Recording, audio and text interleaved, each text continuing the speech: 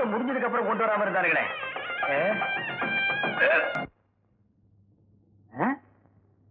என்னண்ணா என்னடா மைக் பாட மாட்டேங்குது? இன்னும் கனெக்ஷன் கொடுக்கலையே. 120 ரூபா கொடுத்துருக்கேன். நம்ம சனத்திலேயே மைக் செட் வச்சு கல்யாணம் நடத்துற முதல் ஆளு நான் தான்டா. சீக்கிரம் கனெக்ஷன் கொடுக்க சொல்லு.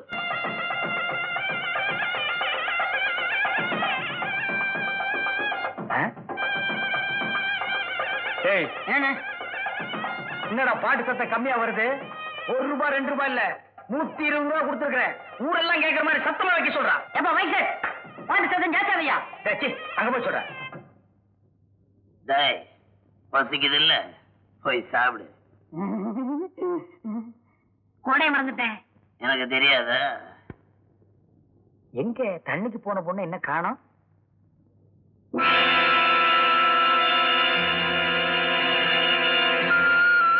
பூரணி, எங்கம்மா குடத்தை காணோம்?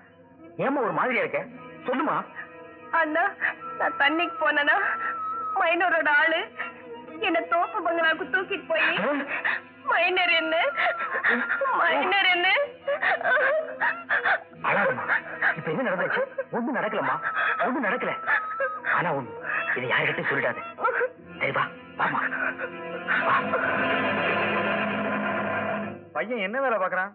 பெரிய கம்பெனில வாட்ச்மேன் உத்தியோகம் பாக்குறாரு. வாட்ச்மேனா? எந்திரா, நம்ம வீட்டு ஆளுங்களா புறப்படுங்கம்மா. வாங்க.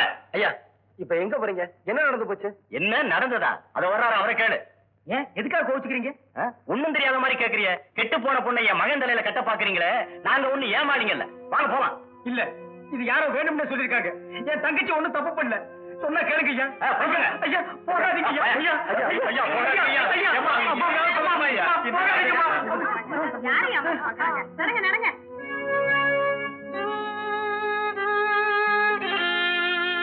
முத்து, முத்து, என் நிலைமைய பாத்தியா? என் தங்கச்சி கல்யாணத்தை கண்ணார பாக்கணும்னு நினைச்சேன். ஆனா இப்போ முத்து.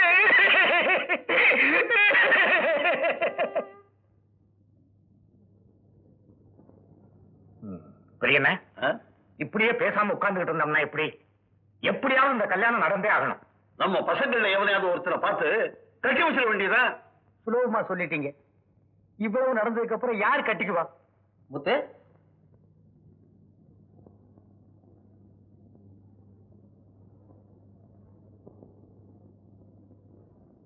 பூரணிய நான் கல்யாணம் பண்ணிக்கிறேன். வேலு, வேலு, நடந்தது எல்லாமே எனக்கு தெரியும். பூரணி மனசார எந்த தப்பும் செய்யல. வேலு, வேலுவே சம்மதிச்சாச்சு. உங்களுக்கு சம்மதம் தானே? அப்புறம் என்ன என்ன ஆக வேண்டியதை கவனிப்போம். ஆமா ஆமா, கவனிக்க வேண்டியதா? என்னடா உங்க மொட்டைத்தனத்தெல்லாம் பூரணி அக்கா கிட்ட காட்டாதீங்க. சின்ன பொண்ணு. சின்ன பிள்ளை, பெரிய பேச்சு எல்லாம் பேசலாம். இவனா சின்ன பையன்?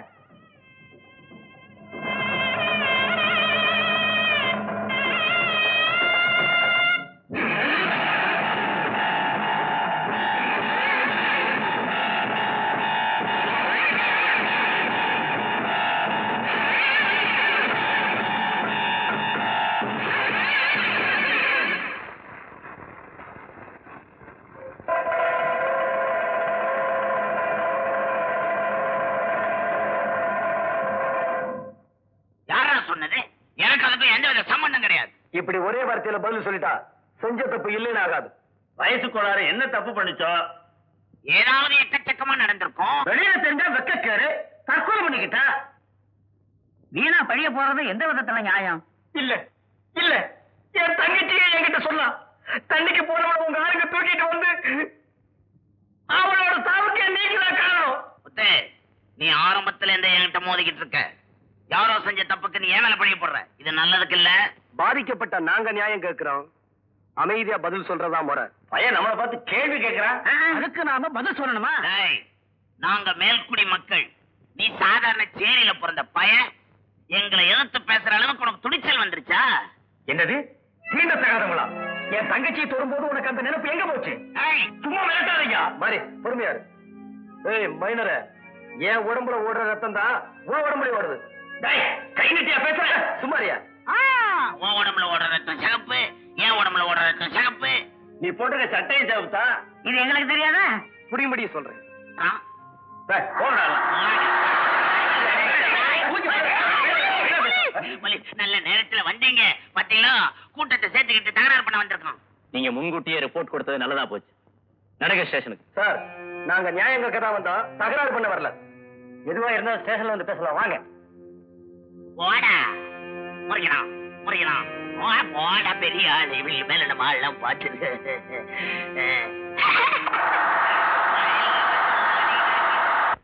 இப்படியே ஆளுக்கு ஒரு அபிப்பிராயம் வளவளன்னு போய்கிட்டு இருந்தா எப்படி? ஏயா சிங்காரம், இப்படியே உட்கார்ந்து பேசிக்கிட்டு இருந்தோம்னா எப்படி? இதுக்கு ஒரு முடிவு எடுத்து ஆகணுமா இல்லையா? ஆமா. வாங்க, நேரடியா போய் கேட்போம்.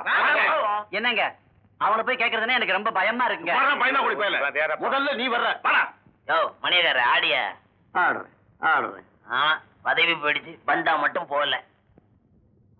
கூட்டமா வரானுங்க. என்னடா கூட்டணியா சேர்ந்து வந்திருக்கீங்க? ஒண்ணும் இல்லைங்க, எங்க ஆட்களை விட்டுட்ட சொல்லிட்டீங்கன்னா. ஆமாங்க. ஓ, நியாயம் கேட்க வந்திருக்கீங்களா? ஐயோ, அப்படி இல்லைங்க, தயவு செஞ்சு அவங்கள விட்டு சொல்லிட்டீங்கன்னா.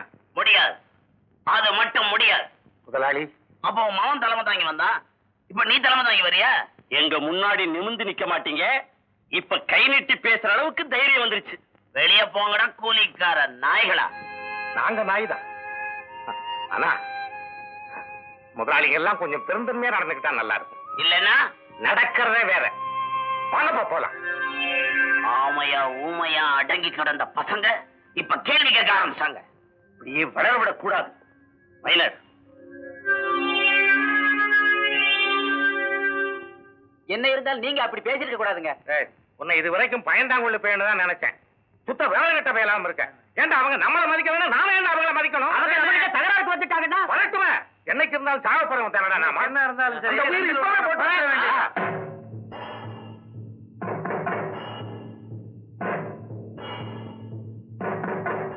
மைனரோட ஆட்கள் மாதிரி தெரியுது. வாங்க, எங்க ஒண்ண பாத்துருவோம். வெள்ளச்சாமி, இருக்கிற தனிக்கம்பெல்லாம் கொண்டு வராங்க. அவங்க எல்லாரும் தகராறுக்கு தயாரா இருக்காங்க போல இருக்கு. பார்த்தா அப்படித்தான் தெரியுது. இவங்களை இப்படியே விட்டு வைக்க கூடாது. அவங்க துப்பாக்கி வச்சிருக்காங்க. எல்லாரும் கலந்து வீட்டுக்குள்ள போங்க.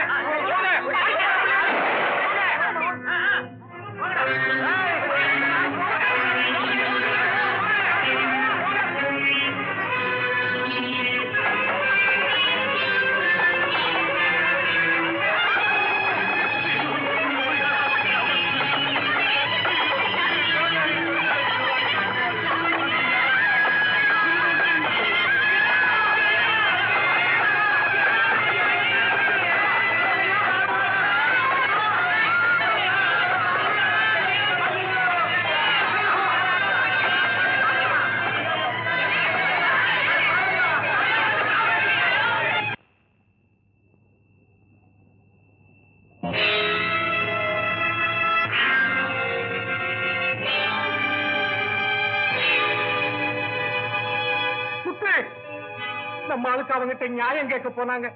அதுக்காக மைனர் கூட்டம் துப்பாக்கியோட வந்தாங்க. நம்ம ஆளுக்கு பயந்து போய் வீட்டை தாழ் போட்டுக்கிட்டாங்க. கதவை திறக்க முடியாம இங்க தீ வச்சுட்டாங்க.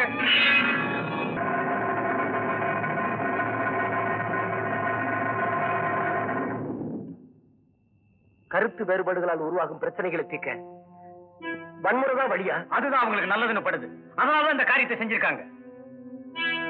சட்டங்களை மதிக்காம பெண்மணிகளை உருவாக்கும் சண்டாளர்களை நாட்டுல நடமாட விடக்கூடாது.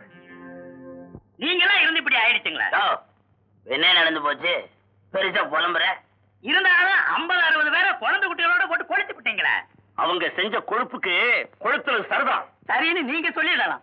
ஆனா சட்டம் நம்மள சும்மா விடுமா? ஏயா, சட்டத்தை பத்தி நீ எங்ககிட்ட பேசுறிய? வாரண்ட பார்த்தே பயப்படாத ஆளுங்க நாங்க. எப்படி போனா உள்ள மாட்டிக்குவோம், எப்படி போனா வெளியே தப்பிச்சுக்குவோன்னு எங்களுக்கு தெரியாத? நீங்க தப்பிச்சுக்கலாம், ஆனா எங்க நிலைமைய கொஞ்சம் யோசனை பண்ணி பாருங்க. எங்களை நம்புறவங்களுக்கு ஒரு ஆபத்து வந்தா அது எங்களுக்கு வந்த மாதிரி. கைதான நம்ம ஆளுங்களை வக்கீல் ஜாமீன்ல எடுக்க போயிருக்காரு. இந்நேரம் வழியில வந்துகிட்டு இருப்பான்.